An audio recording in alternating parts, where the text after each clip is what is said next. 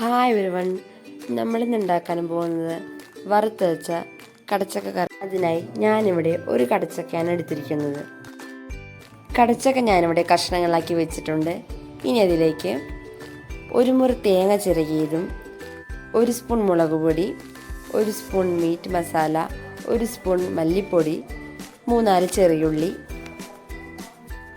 ആവശ്യത്തിന് ഉപ്പ്, 1/2 സ്പൂൺ മഞ്ഞൾപ്പൊടി, 1 സ്പൂൺ മീറ്റ് മസാല, 6-7 ചെറിയുള്ളി, 4 വെളുത്തുള്ളി, 4 പച്ചമുളക്, ഒരു കഷ്ണം ഇഞ്ചി, കുറച്ച് വേപ്പില.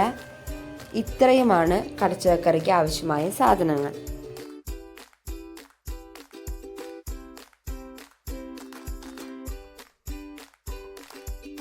ഇനി നമുക്ക് അരിഞ്ഞു വെച്ചിരുന്ന കടച്ചക്ക ഒരു കുക്കറിലേക്ക് ചേർക്കാം. ശേഷം അതിലേക്ക് 1 സ്പൂൺ ചിക്കൻ മസാലയും, എടുത്തു വച്ചിരിക്കുന്ന കറിവേപ്പിലയും, ചെറിയുള്ളിയും, പച്ചമുളകും, വെള്ളവും ചേർത്ത് കുക്കറിൽ 2 വിസിൽ അടുപ്പിക്കാം. ഇനി നമുക്കിതിലേക്കുള്ള തേങ്ങ വറുത്തെടുക്കാം. അതിനായി ചീനച്ചട്ടിയിൽ വെളിച്ചെണ്ണ ഒഴിച്ച് ചൂടാകുമ്പോൾ അതിലേക്ക് വേപ്പിലയും, ഒരു കഷ്ണം ഇഞ്ചിയും, 3-4 വെളുത്തുള്ളിയും ചേർത്ത് ഒന്ന് വറുത്തെടുക്കാം. ശേഷം അതിലേക്ക് ചിരകി വെച്ചിരിക്കുന്ന തേങ്ങ കൂടി ചേർത്ത് തേങ്ങയെല്ലാം നന്നായി വറുത്തെടുക്കാം.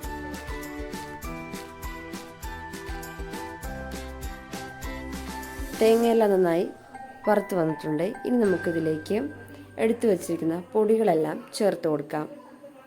ഇനി നന്നായി മസാലയുടെ എല്ലാം പച്ചമണം മാറുന്ന വരെ നന്നായി വറുത്തെടുക്കാം. വറുത്തെടുത്ത തേങ്ങയെല്ലാം ഞാനിവിടെ മിക്സിയിൽ അരച്ച് വെച്ചിട്ടുണ്ട്. കുക്കറിൽ വിസിലടിച്ചിരുന്ന കടച്ചക്കയെല്ലാം ഞാനിവിടെ കലത്തിലേക്ക് മാറ്റിയിട്ടുണ്ട്. വറുത്ത് വെച്ചിരുന്ന തേങ്ങ നമുക്കിനകത്തേക്ക് ചേർത്ത് കൊടുക്കാം. കറി ഒന്ന് തിളച്ച് വന്നിട്ടുണ്ട്.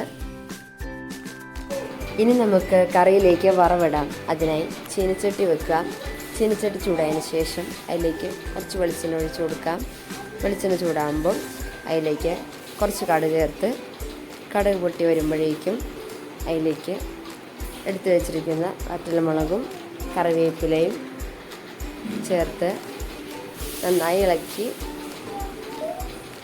നമുക്കതിനെ കറിയിലേക്ക് ഒഴിച്ചു കൊടുക്കാം.